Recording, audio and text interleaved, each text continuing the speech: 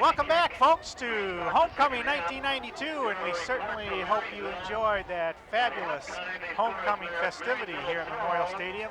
Our congratulations to Miss Tiffany Green and her family, the Big Reds' homecoming queen for 1992, and the sophomores and their float called The Little Old Lady That Lived in the Shoe.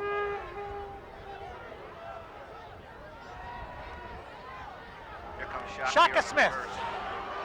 Got a couple of blockers out here. Splits the seam and rolls across the 45 down up to the 47-yard line. And that's where the Big Reds will have it. First down and 10 on their first possession here of the second half. Great way to start the second half. Now the special athletic booster drawing. Ball marked out at the 48. The Big Reds moving from our left to our right, and hopefully for the north end zone here at Memorial Stadium, they enjoy a 13-6 lead over this pesky Panther team from Roseville.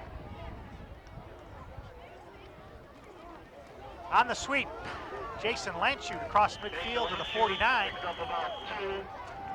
You know, I'm still amazed at how many people Roseville has within, say, 2-3 yards of the line of scrimmage. You know, they are just setting themselves up for something big as far as the pass is concerned. They've got to respect the fact that Porter High School can throw the ball, and they will throw the ball. And the only person they have deep here is number 2. I guess it's Bobby Leon. Bobby Leon. But look at them. They're all within 3 yards of the line of scrimmage. Shaka Smith on the wingback counter. He's into the secondary across the 40 down to the 39.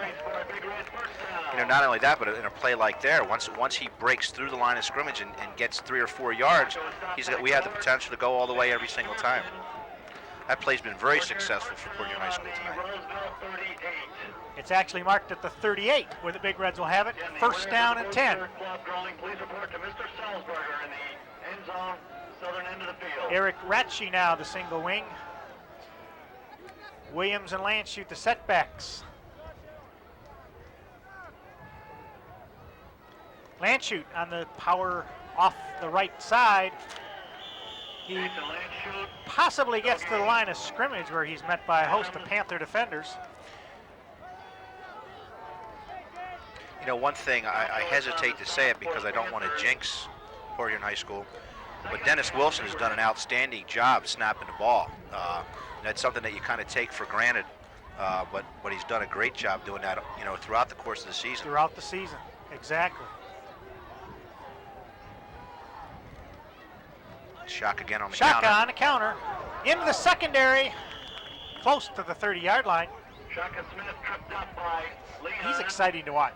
He is exciting. You know, he's got the potential to break one anytime he has his hands on the ball. He's got exceptional speed, and he's quite elusive. He's got quite a few moves in there. From the 31. You know, he's the kind of runner that likes to run laterally instead of more. He's not really a slashing type runner.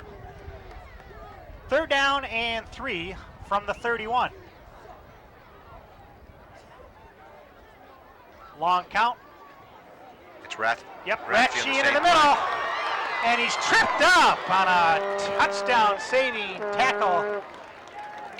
You know, the nice thing that they're doing here is they're saying, we're going to run this play until you stop us.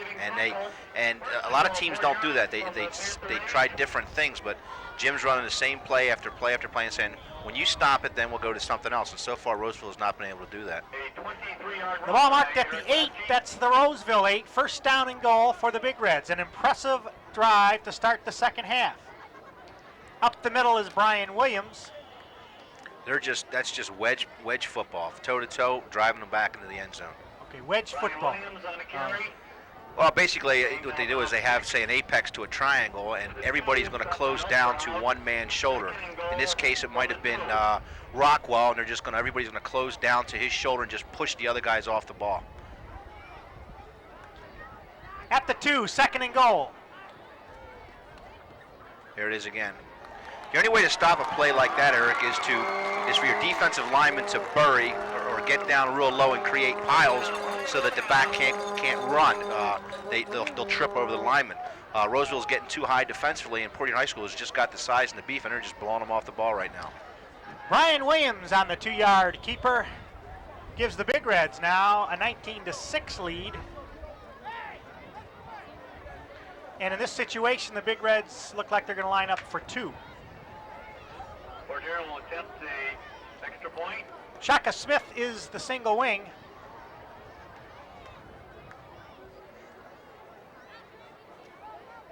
Williams across the middle, incomplete. Yep. Intended for Doug Howard. A nice drive. Put about 4 minutes off the clock. A 53-yard drive, an impressive drive for the Big Reds, and they lead now 19-6 with 8:21 to go here in the third quarter. The other thing too is Portage High School is going to have the wind advantage, I guess, in the fourth quarter. And if Roseville's got to play some catch-up football, they can't wait until the fourth quarter. You know, they've got quite a breeze here blowing in their faces. Looks like Rosso might be trying to put the ball in the end zone here. We see he's not kicking it off of the hash. Deep for the Panthers, Curtis Osterhout and Christopher Asif. It's a nice kick. From the 5. Oh, he's got some running room off the right side, and he's finally run down by Joshua Allen. Yep. Out to the 25, 26-yard line. Well, Roseville will have it. First down and 10. Their first offensive possession of the second half. It'll be interesting to see what Roseville does here. They've had some success running out of the wing T. They've shown a couple different multiple offenses when they want to throw the ball. And again, a tendency that we've picked up is that the quarterback is left-handed. He likes to come to the left to throw the football. It's like a slot formation here.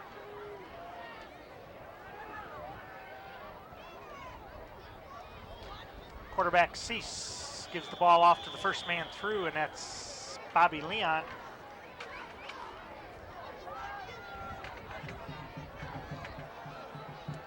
Pickup of 3, second down and 7. The ball marked at the 30. Stalker was in on the tackle for the Big Reds. This is a big, important first drive for Roseville. You know, they don't want to turn the ball back over to Portage High School. It only took them 3 minutes and some change to score on their first possession. They need to get something going here real quick if they want to stay in this ball game. In motion to his right is Richmond. The toss goes to Osterhout. Gordon Carrier in on the stop for the Big Reds. So says the voice of the Big Reds, George Mosier, across the other side of the field. He does a nice job, George does. For years, Charlie Lutz was the voice of the Big Reds, and he retired a few years back, and George has taken over and done a nice job for him. Big third down play now for Roseville from the 31. 3rd and 5. Cease looks to pass, drops into the flat now. Incomplete, intended for Osterhout. That's a play they had some success with on their first drive that they scored on. They faked the ball to the dive back, which draws the linebackers up to stop that and creates a seam. And the primary receiver was a tight end, but it was covered real well, so the secondary receiver was the back coming out of the backfield. Ideally, what they wanted to do was get it to the tight end, number 84, Schmittler. But again, good coverage. Brings up a punting situation now. 4th down and 5 from the 32. Deep for the Big Reds are Bonner and Enright. Bad snap. Oh, a fake. Oh, the pass out in the flag. Intercepted by Gordy Carrier. Intercepted. There is a flag on the play. Carrier still on his feet. Still on his feet. What a One run. man to beat. Oh. Gordy Carrier looking good. Down to the 10-yard line. But let's see what the flag is. I'm hoping that's not going to be pass interference. That looked like a clean interception to me. Surprising move there. Looks like Coach Dalrymper figured, hey, what do I have to lose? Being down by a few points here. Illegal man downfield, perhaps? Yeah, that's what it looked like, yep. Okay. Ineligible receiver downfield, the interception stand. I'll tell you, that was a great run by Gordy Carrier after he intercepted the ball. Big Reds get a big break first down and 10 from the 12. There is not a harder working young man than Gordy Carey. I'll tell you, he is as intense as they come. His father's the offensive backfield coach for Coach Rachi here. Well, that's what you call a football family affair. Absolutely. As a matter of fact, And his son graduated last year, too. Jason right, played, and Mrs. Carrier was selling programs earlier tonight, so they're all involved in it here. Flag on the play as Landshut is wrestled down at about the 14. Preliminary indications are holding against the Big Reds. You know, we talked a lot about Coach Weymouth and Coach Rachi. You know, they do have an excellent staff here that does a nice job. You know, assisting Jay on the defense is Mark Dickinson, who's a secondary coach, along with Brad Wheeler, who's the defensive line coach.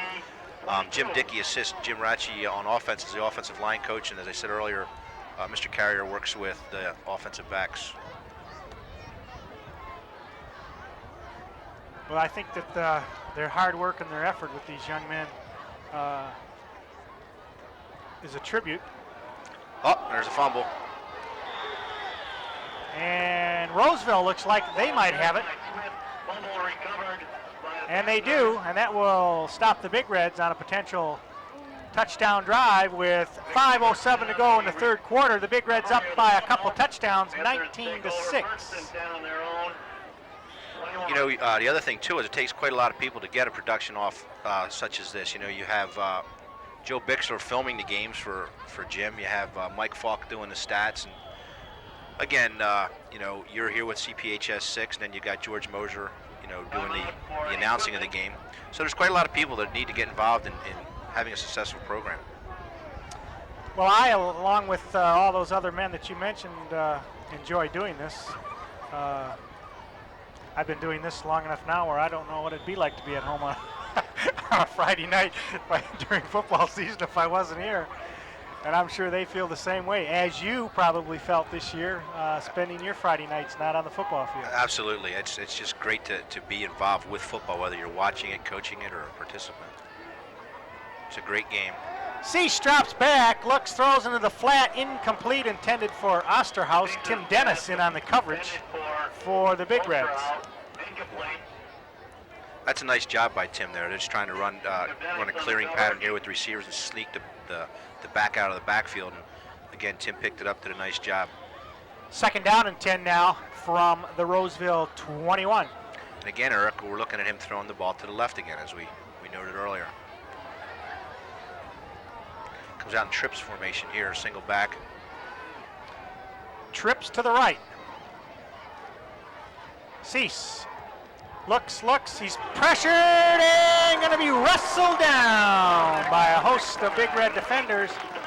Led in there by Michael Stalker, number 68. Also on the tackle.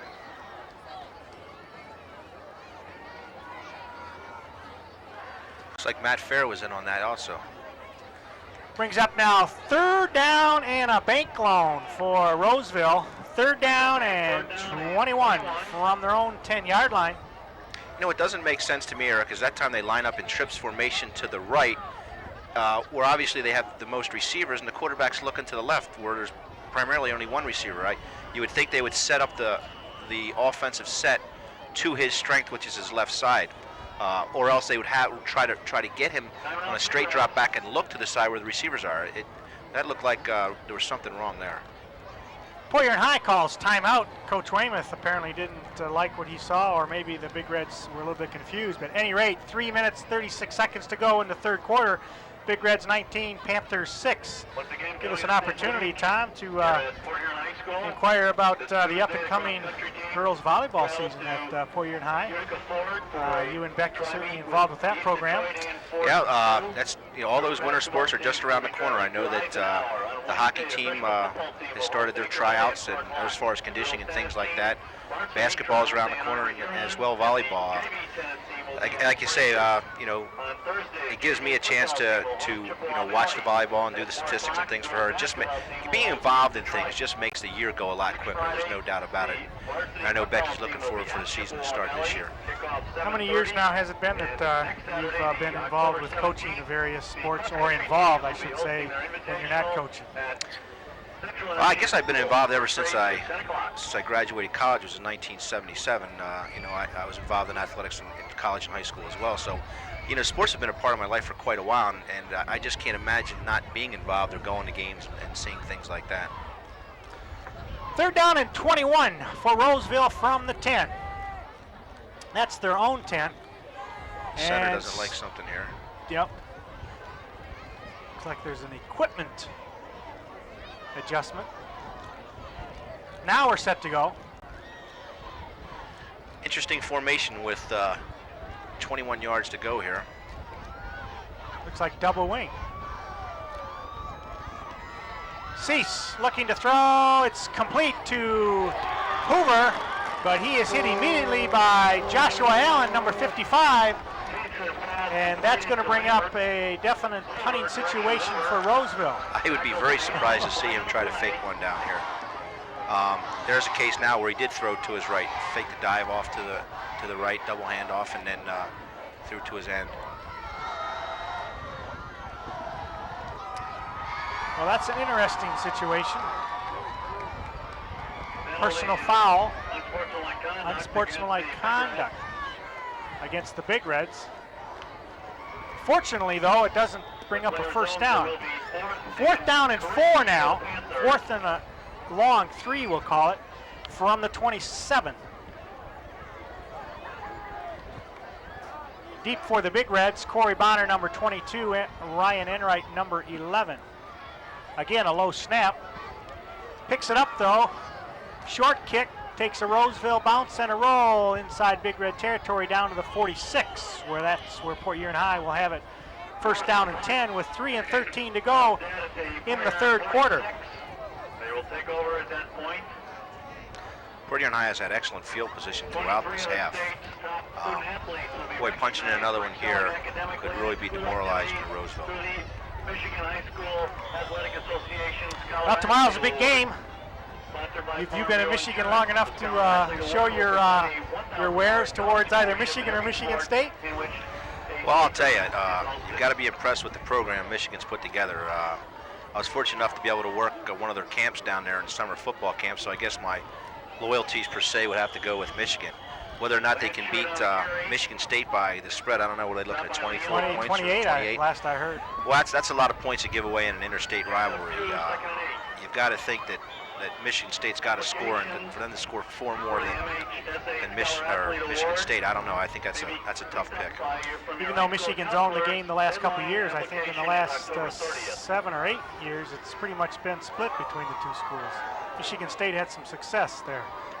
That's the counter to Shaka Smith again. He's across midfield to the 48. Pick up a 5 where it'll be 2nd down and 5. Jerry Green coming in again.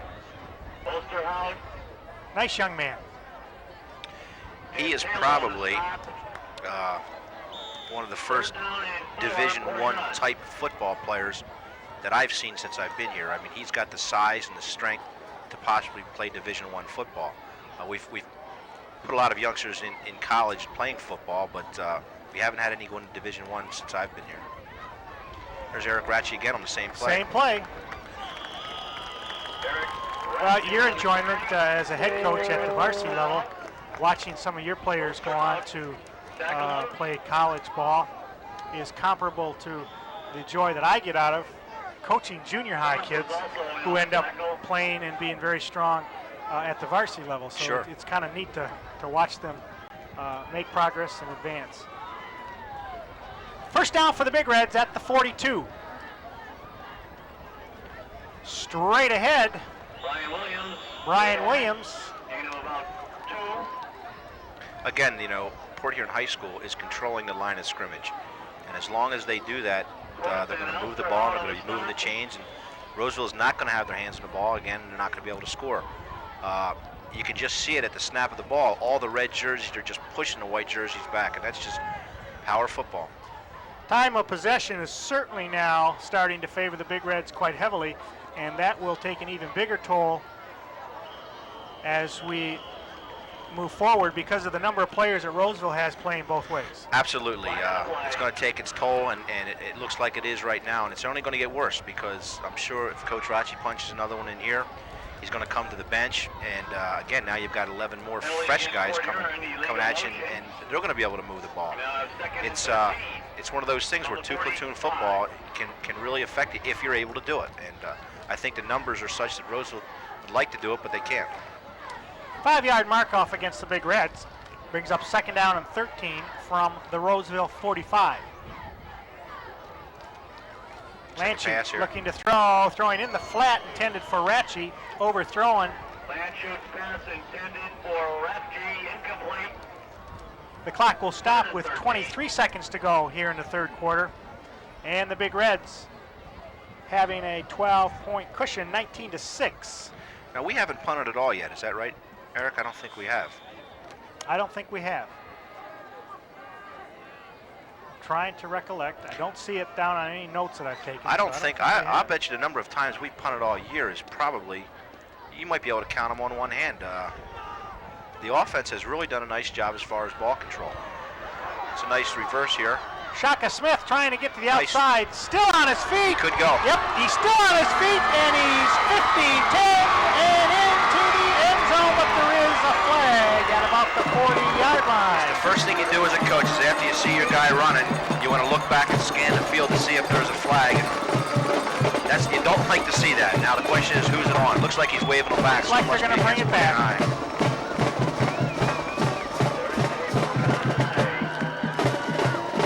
Shaka could be quite the acrobat down there in the end zone, huh? Did you see him doing those back flips? Of course, I don't want to bring any bad omen onto the Big Reds, but could that be considered a little bit over-celebrating? Well, I don't know if they have such a call at the high school level. Looks like it is illegal block called against the Big Reds. And it's a 10-yard mark off from the point of infraction. Brings up 3rd down and 17 from the Roseville 49. Well, Roseville just dodged a bullet there. That was a great run. Regardless, sure it was a great run.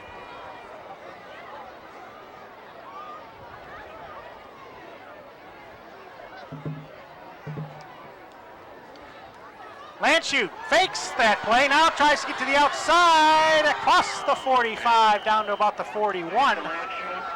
That's what we were talking about earlier, that we've seen that play, and the corner to this side is just flying with Shaka or Eric, and that time they faked it and ran basically like a naked boot this side, naked meaning that they didn't bring any backs this side to actually block for them. They were looking for the reception to open up as it was, and it went for about a good 8 yards. 1 second left on the clock here in the 3rd quarter as Jason has run out of bounds. Brings up 4th down and 9 from the 41. Hoping to pin them down here. They could still have the wind at their back here, a nice punt, and make Roseville work out of the end zone. Roseville comes for it. Fair catch called for by Leon, and he drops to his knee at about the 11-yard line. The time has run out in the 3rd quarter.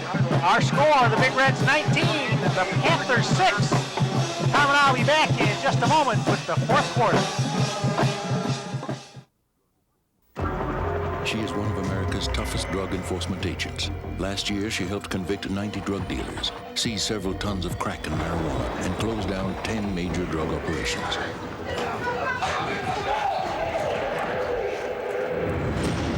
She is a 68-year-old grandmother named Irma. She set up a community drug watch that is not only changing her neighborhood, but its future.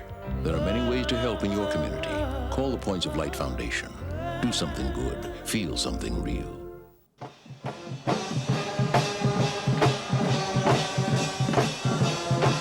As the Big Reds band gets into the flow of action here, we start the 4th quarter. Big Reds 19, the Panthers 6. Well, the good news for Roseville is that they have the ball and the wind at their back. The bad news is they got to start from the 11-yard line. They're going to come out in the wing. That looks like a full house now, doesn't it? It sure does. Or power eye, I can't. Yeah, it looks like a full house. Full house. They're showing a lot of looks tonight. Uh-oh. Bobby Leon into the secondary across the 20 out to about the 22. Nice tackle there by Enright.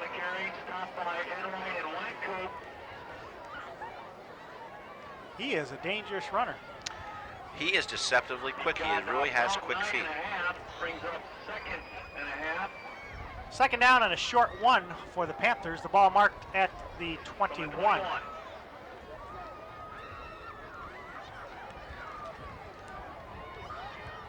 This is what you call a balanced attack. It doesn't get much more balance than that. Double tight, full house. Screen pass for Osterhout in the flat, and he's hit immediately by...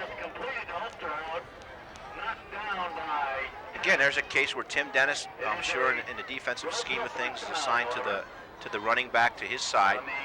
Back releases on a pattern. Tim's supposed to be in his hip pocket. And again, did a nice job there with the coverage. The ball marked at the 22. He got the 1 yard that Roseville needed. First down and 10. 10 and 55 to go here in the fourth quarter.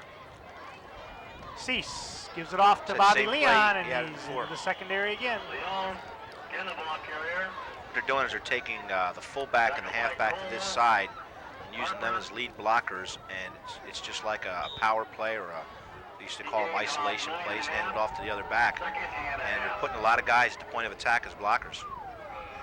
Second down and a short one from the 31.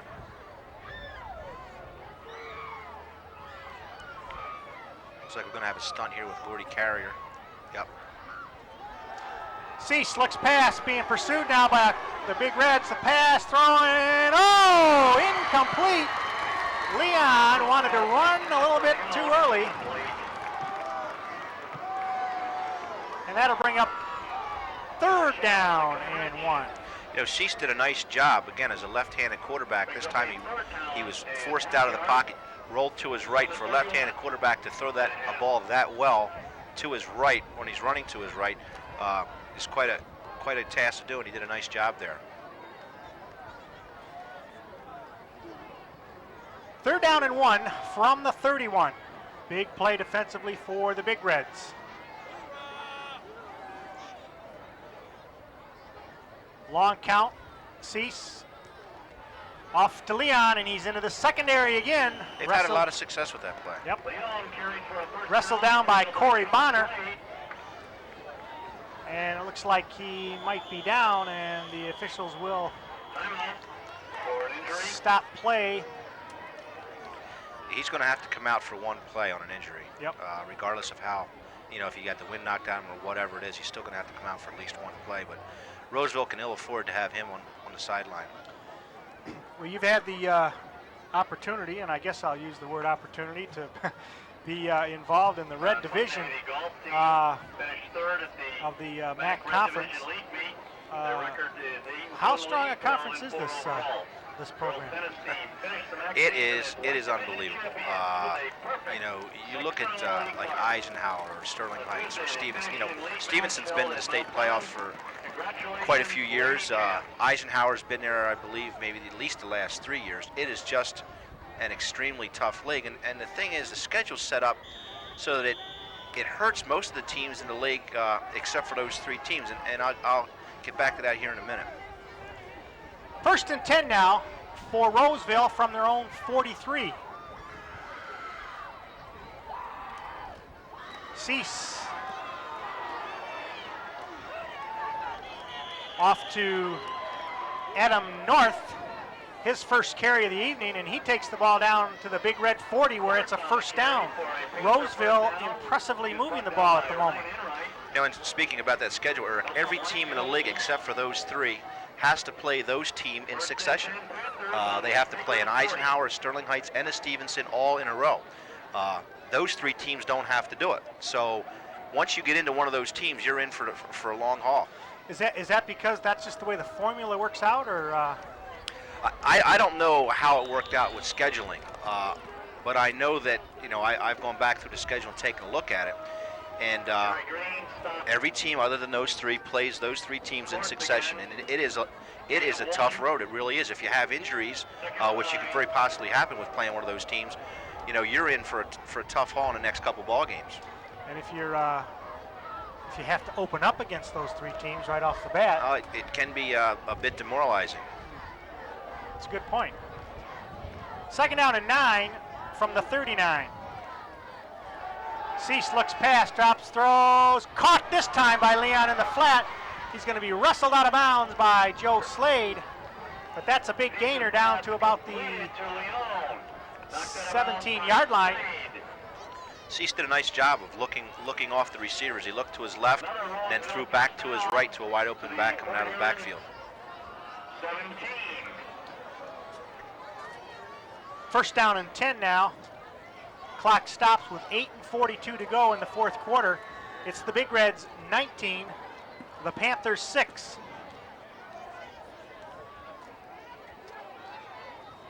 Slot left now for the Panthers. Cease rolls to his left. Looks, throws, caught, no! It's incomplete. And again, the pass intended for Leon. There is a flag on the play after the whistle. You know, we mentioned earlier about Tim Dennis picking up a back coming out of the backfield. That's happened a couple times earlier, and Tim put some pretty good hits on those kids. And now you sneak the back out of the backfield. He's not as anxious to catch the ball. He's more or less looking for Tim, and that's happened twice now to what's his name, Leon, coming out of the backfield. He's dropped the ball and trying to turn upfield before he catches it. And again, that's created by Tim coming up and putting a hit on him a couple times. Offsetting penalties. I thought. Yep. Offsetting penalties, both teams. It's interesting to watch the official. He's looking up to us, and Mr. Mosier across the other side of the field is trying to figure out what he's what he's doing, and it's kind of comical to watch it. Unfortunately, we have no way of getting any message down to the field surface or the playing surface to get him turned around. That makes me feel kind of important, though. It's the first time the officials have ever turned around and wanted to talk to us. Right. Well, you know, the other thing that PH does that's kind of interesting, I guess maybe Semmelsberger started, Ken Semmelsberger, is that normally the down markers and down boxes are opposite the press box for obvious reasons, so you can see them. And this being our home side, you know, let's face it, it's a pain in the neck. You're tripping over those guys all the time in and out. So what we have done is we've moved them to the visitors' side, so they have to worry about the downs box, and it doesn't affect us on this side. But you probably won't see that in too many other places. On Wednesday, the football team defeated Lons Cruz 26-12 to raise their record. Hey, 8:37 to go. 2nd down 10 from the 17. The two teams had an opportunity to cool off a bit. And Cease is going to be wrestled down. Mike Stalker, and I tell you what, he's played an impressive game tonight. He is quick. He's been in on a number of key defensive plays for the Big Reds. Loss of 5, it'll be 3rd down now and 22. I'm sorry, the ball will be marked at the 22. 3rd down and 15. Michael's also a wrestler, which helps with leverage, balance, and things like that. Wrestling and football complement each other real well. Cease looks to throw, drops back in the packet, throws, and it is incomplete. Pass intended for Richmond. Intended for Richmond, incomplete. Tim Dennis and Joe Slade on the coverage. Clock stopped. Injury. Does this look like Josh Allen, or? It's hard to say. You know, PH has got a trainer this year, Meg, and is it Enlent? I don't really know how to pronounce her name, but I'll tell you, she is a great trainer. She's out to practices, travels to the games, and has done an outstanding job. We're very fortunate to get her over here this year. Well, you know, it's a very important part of the program. You know, with it being a contact sport and the proper, it's really not medical attention, but the proper attention at the time of need for something like that is very necessary.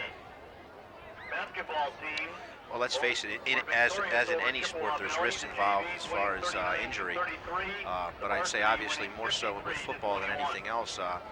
You know, unfortunately, there is the possibility of a catastrophic injury, and it's always nice to have the proper medical people there in case something happens. To be honest with you, I've had very limited training in medical affairs, and I'm sure most coaches have. So to have someone there when something's wrong, it just gives you a great feeling of relief. Well, it's become such a very highly specialized field. Absolutely. Third down and 15, or I'm sorry, it's fourth down and 15 from the 22 following the incomplete pass. Cease looks across the middle, and it's caught by the big tight end, Schmittler. I think it's going to be enough, though. Hope it's going to be well short of the first down, and the Big Reds, it would appear, will take over on downs, and that is precisely now the signal from our officiating crew. So the Big Reds defensive unit, while they bent just a bit, they certainly didn't break, and they hold on to that 19-6 lead with 7:45 to go in the fourth quarter. You know, another person, Eric, who's very involved with athletic programs here at PH as well as Northern is Gary Doss, Dr. Gary Doss. He comes to all the games and is usually found in the end zone, and I see that he's over here to check on Josh too as he came off the field. Yeah, that's a good point that you make. He's present here at virtually all the home games for both the Big Reds and the Huskies. I thought it was going to be a pass, well covered. Ryan Williams, the ball carrier.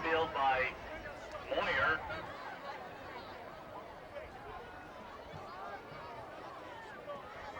Well, how long do you think it'll be, Eric, before we see the counter come back this way? Probably in about 15 seconds. Loss of 2, 2nd and 12, the ball at the 8.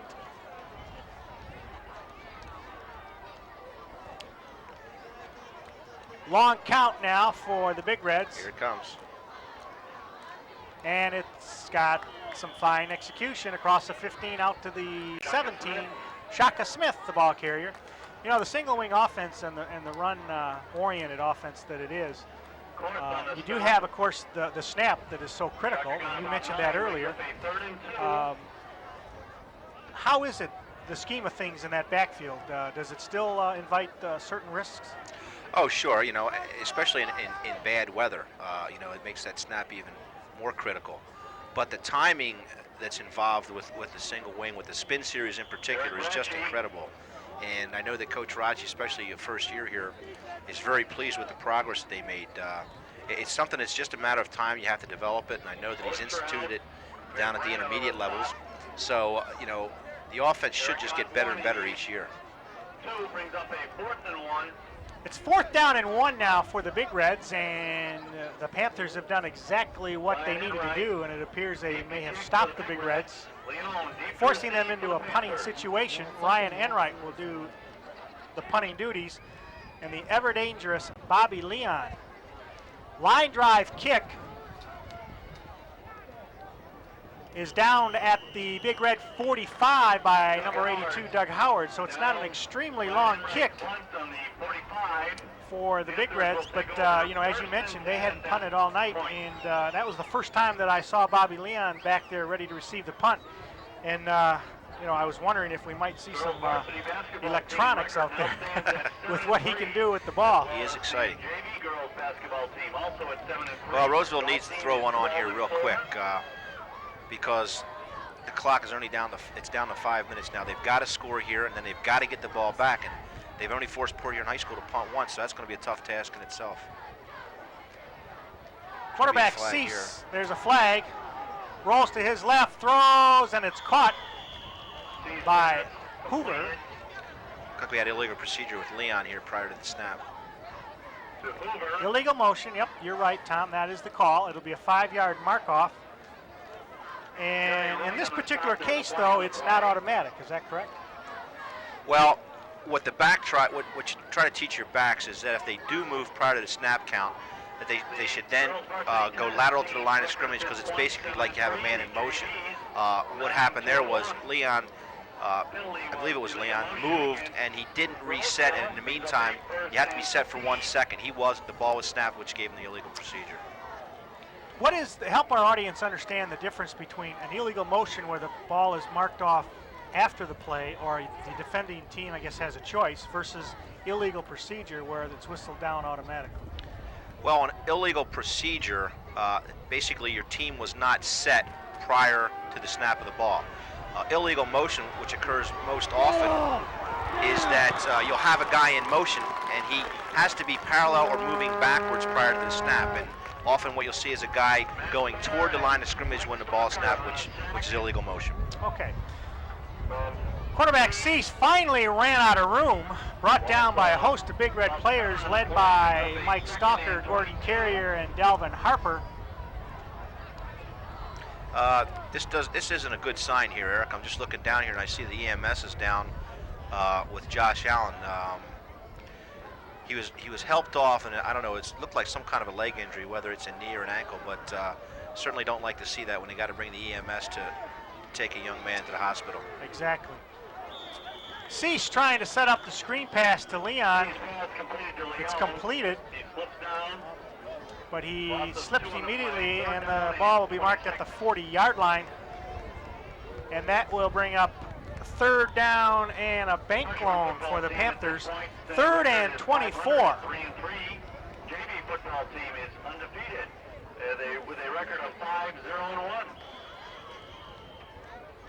The girls cross-country team stands at 6-4. Clock stopped We have a timeout on the field. by Roseville as they call timeout with 3:21 to go.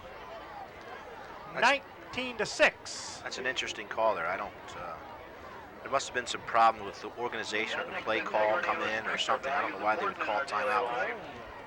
Yeah, you'd want to save that timeout for a much more precarious situation. Of course, I guess, you know, you look at it the other side, it's probably not a bad idea. This is a very important play for them. Probably what they're looking to do is they've got to go, what is it, about 20 yards here.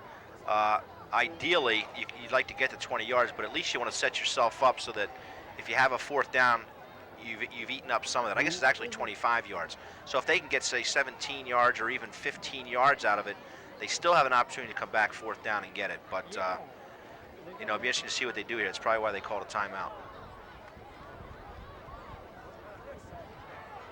Next week, CPHS Channel 6 will have the pleasure of bringing you Northern Husky football as they will host East Detroit here at Memorial Stadium. The following week, of course, it'll be the big showdown between the Huskies and the Big Reds in the inter-city rivalry, and that's always a contest that everyone enjoys, regardless of what the team's successes or not successes are. And our schedule will conclude with the Vikings against the Big Reds here in the final week. Cease rolls, or drops back, rolls, and it's intercepted by Joe Slade. The Big Reds will have the ball at the 46-yard line. That's the Big Red 46. 1st and 10 with 3 minutes and 11 seconds to go. And Coach Ratchey would like nothing else but just to pound that football and run the clock. Just keep moving the chains, so to speak. That's all he wants to do here, and keep the offense off the field. Now here's a case where I'm sure Coach Ratchey's also talked to them and said, hey, they're going to try to pull the ball out now. They're going to do anything it takes to get a turnover here. So he probably wants his backs to make sure they cover the ball up, especially in traffic, and hold on to the ball. And by the same token, I'm sure Coach Dowd is saying, hey, if you got them stacked up, somebody start reaching in and try to pull the ball out. We've got to get the ball back here. Then shoot the ball carrier, run out of bounds right at the midfield stripe. It'll be 2nd down and 4 or 6 from the 50-yard line.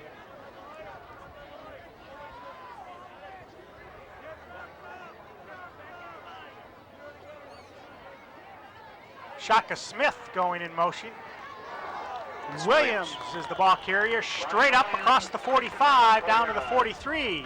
This is what I expected. I thought that if he got a 1st down here, we're going to see the troops change here. Wanted to get a 1st down.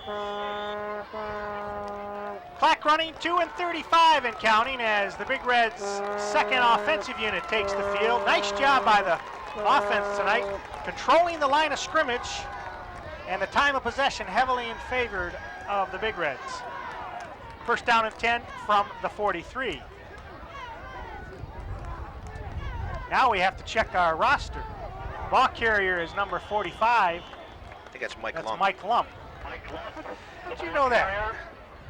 Lumper's a wrestler. I know Lump. Oh, okay. you got him down. You know, I'll tell you, Eric, right here, Roseville is so primed for a pass. It's unbelievable. Now they've got all 11 guys up, and I'm sure I'd be extremely surprised to see Coach Ratchey throw it, being up 19-6. Okay, now they dropped the man back, but they had everybody up there last play. Lump, the ball carrier, looked like the same play. This time he's going to be stopped for a loss of a couple yards. Down the backfield by Corp. Osterhout also on the stop. Also in the play, brings up a 3rd and 9. Third down and 9 for the Big Reds with 1:20 to go.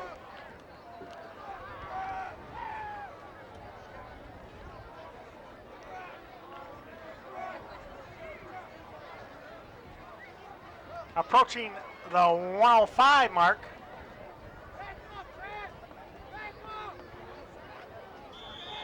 Ball carrier was, I believe, Dave McDonald, number 24. Dave McDonald on the carry. My eyesight's not as bad as... I'll tell you, it's really tough to see through these windows. It is. I can appreciate why they have it, I guess, with the sun dropping down earlier in the season, but boy, when it gets dark, it's really hard to see through here. 35 seconds now in counting. The Big Reds all but victorious here at Memorial Stadium on homecoming night 1992. Number 21, the ball carrier for Port Huron High, that's Lance Nichols. No gain in the play. And now we have a host of changes for the Big Reds. They will take over on down. As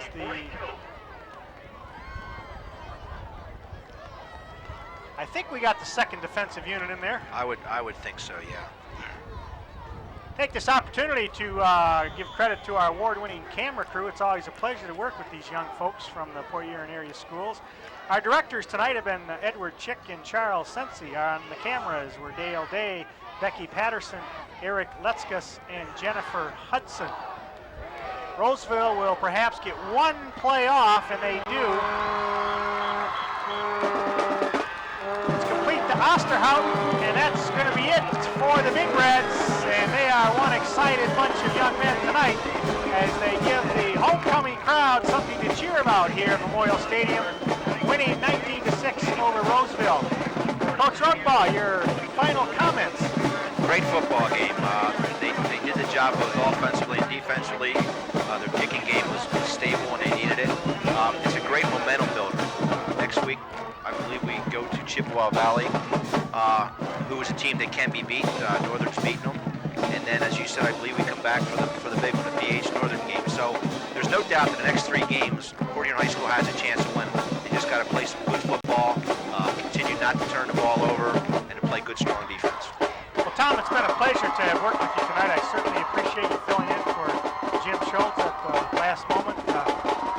You're an expert of the game, and we certainly appreciate your comments. Well, thank you very much. It was a pleasure working with you. That's it from Memorial Stadium. Once again, our final score here on homecoming. The Big Reds 19, the Panthers 6. For all of us at CPHS Channel 6, I'm Eric Rucker. Thanks for joining in. Have a good week, and we'll see you next week when we bring you the Huskies.